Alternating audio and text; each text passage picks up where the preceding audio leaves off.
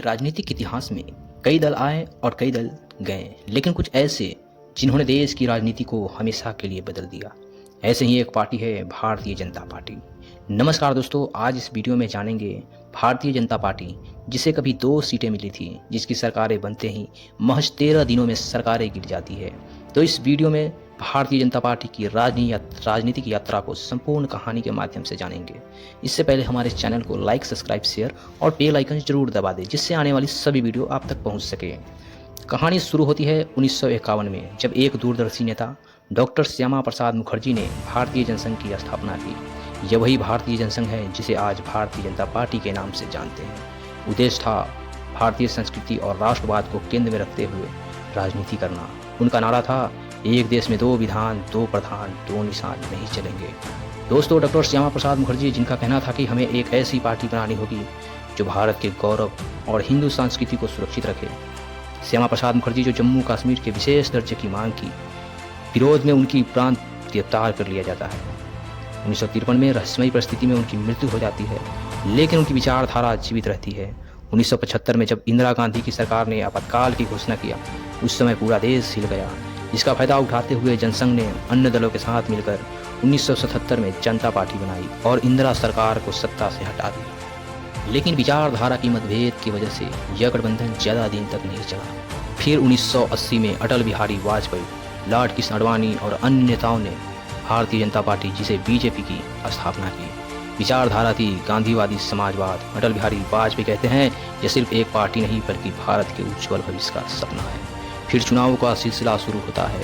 1984 के चुनाव में बीजेपी यानी भारतीय जनता पार्टी को केवल 2 सीटें मिलती है, लेकिन 1990 के दशक में लॉर्ड कृष्ण आडवाणी की राम रथ यात्रा और अयोध्या आंदोलन ने बीजेपी को नई ताकत दी।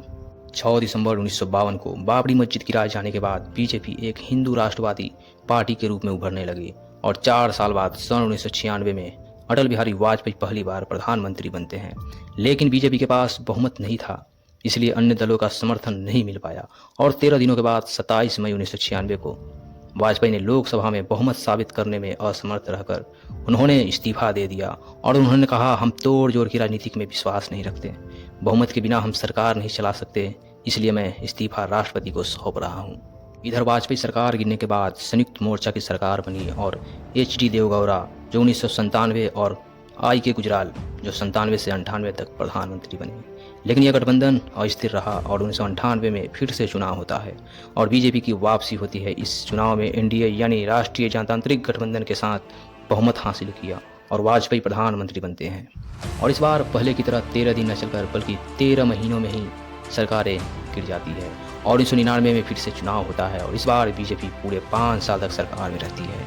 इस दौरान महत्वपूर्ण फैसले लेकर अपनी छवि बदल डालती है। इसमें कारगिल युद्ध, पाकिस्तान को करारा जवाब दिया, पोखरण परमाणु परीक्षण, भारत को परमाणु शक्ति संपन्न बनाया, स्वर्णिम चतुर्भुज योजना जिसके तहत हाईवे नेटवर्क का विस्तार की गई। दोस्तों, 2004 के चुनाव में इंडिया सैनिक अभियान के बावजूद भी बीजेपी एक बार फिर जीतने के बावजूद हार गई और कांग्रेस की सरकार आई। 2009 में फिर हारा और मनमोहन सिंह की सरकार जारी रही। इस दौरान बीजेपी नए नेतृत्व की तलाश में थी और 2014 के चुनाव में सबका साथ सबका विकास के साथ नरेंद्र मोदी को प्रधानमंत्री का उम्मीदवार बनाया और 282 सीटें जीतकर मोदी प्रधानमंत्री बनते हैं और यह सिलसिला जारी रहता है। 2019 में 303 सीटों के साथ फिर जीत हासिल की और प्रमुख फैसले और उपलब्धियां हासिल की, जिसमें अनुच्छेद 370 हटाकर जम्मू कश्मीर का विशेष राज्य का दर्जा हमेशा के लिए खत्म कर दिया।